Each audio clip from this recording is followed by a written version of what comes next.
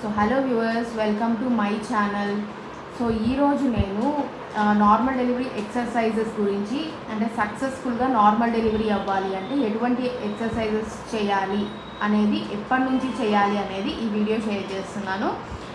So normal delivery exercises ప్రతి ఒక్క pregnant women చేయొచ్చు అన్నది రాంగ్ అనమాట. మీరు పర్సనల్గా నార్మల్ డెలివరీ ఎక్సర్సైజెస్ చేయొచ్చా చేయకూడదా అనేది మీ గైనకాలజిస్ట్ని అడిగి తెలుసుకోండి. అండ్ నేను జనరలైజ్డ్గా నార్మల్ డెలివరీ ఎక్సర్సైజ్ ఎవరు చేయకూడదు అనేది ఒక వీడియో పోస్ట్ చేస్తాను. నెక్స్ట్ షార్ట్ కంపల్సరీగా చెక్అవుట్ చేయండి. సో ఇక్కడ మనం చూసినట్లయితే హాఫ్ స్క్వాట్స్ పైన టాప్ లెఫ్ట్ కార్నర్లో కనిపిస్తుంది కదా, హాఫ్ స్క్వాట్స్ అనమాట. ఈ హాఫ్ స్క్వాట్స్ ఎప్పుడైతే చేస్తారో మన బేబీ హెడ్ అనేది పెల్విస్లోకి, అంటే డెలివరీ ప్లేస్లోకి జారడం అనేది జరుగుతుంది. అండ్ ఆ ప్రెషర్ వల్ల స్పాంటేనియస్గా పెయిన్స్ రావడం అనేది